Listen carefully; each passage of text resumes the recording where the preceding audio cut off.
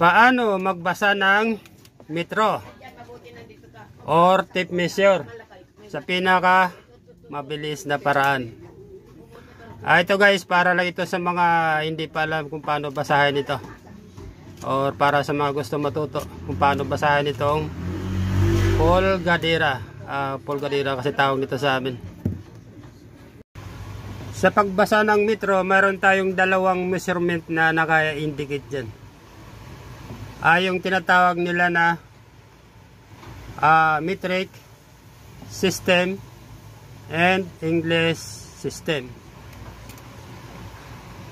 Itong nasa taas, yan yung inches, yan ang tinatawag na English system. Yung sa baba, yung centimeter, yan ang tinatawag na metric system. Unahin natin itong metric system. Ipahuli natin itong English system. Medyo mahaba yung explanation dito. Medyo mas madali dito sa metric system. Yung metric system, ganito po yun. Mayroon po yung 10 guhit. Yan. 1, 2, 3, 4, 5. Yan. Hindi lang maganda yung aking drawing. Ang unang guhit na makikita yun dyan, yan ang tinatawag na 1 millimeter. Yung ika-10, yan ang tinatawag na 1 centimeter. Yan. Kung baka sa 10 millimeters is equals to 1 centimeters. 100 centimeters is equals to 1 meters. Yan, dagdagan natin. 1,000 meters is equals to 1 kilometers. Yung sa English system, yung yung tinatawag na inches. Unlike dito sa metric system, yung centimeter. Ganito naman yung dito sa English system. Mukhang wala na ilaman yung ating pentel pen. Mayroon po yan 16 na guhit. 16. 1, 2, 3, 4. 1, 2, 3, 4. 1, 2, 3, 4. 1, 2, 3, 4. Yan. Hindi maganda yung ating gagawa tayo ng maya ng medyo malaki. Mayroon po yung 16 na guhit. Yan. Ang unang nababasa natin na guhit yan, dito. Yan ang tinatawag na 1, 16. Yung sa pinakadulo ng ating inches, ano tinatawag na 16 over 16 equals 1 inch. Ito guys, symbol na inches. Kung baka sa 16 over 16 is equals to 1 inch. 12 inch is equals to 1 feet. 3 feet is equals to 1 yard. Ito guys, meron akong ginawang kunting drawing. Ulitin ko ulit, yung ating inches ay meron siyang 16 na guhit. Para mabilis natin to mabasa, paghihiwalayin natin yung odd and even numbers.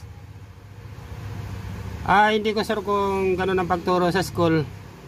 Pero ito kasi sariling gawa ko lang ito. Ito guys. 1 2 3 4 5 6 7 8 9 10 11 12 13 14 15 and 16.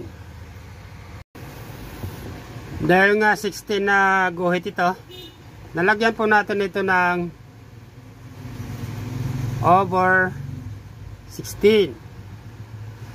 Ganun din dito sa baba, over 16. Ngayon, ang nasa baba, yung even numbers, kukunin natin yung lowest term fraction. Tama ba? Medyo matagal na wala tayo sa school. 216 magiging 1/8. 416 1/4. 316 3 8. 816 yan ang tinatawag na 1/2. 1016 5 8. 1216 3 4. 1416 7 8. 1616 siyempre 1/8. Ang pagbasa nito ganito. Hindi ko sure kung tinuro ito sa school. Ito ang unang naguhit 1/16. Yung pangalawa 1/8. Yung pangatlo 3/16. Yung pangapat 1/4. Yung panglima 5/16. Yung panganim 3/8. Yung pangpito 7/16. Yung pangwalo yan ang 1/2. Yung pangsyam 9/16. Yung pang-10 5/8. Yung pang-11 11/16. Yung pang-12 3/4. Yung pang-13 13/16. Pang-14 7/8.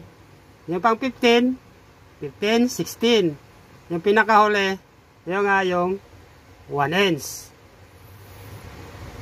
Sana may nakuha kayo na kunting idea dito sa vlog ko ngayon.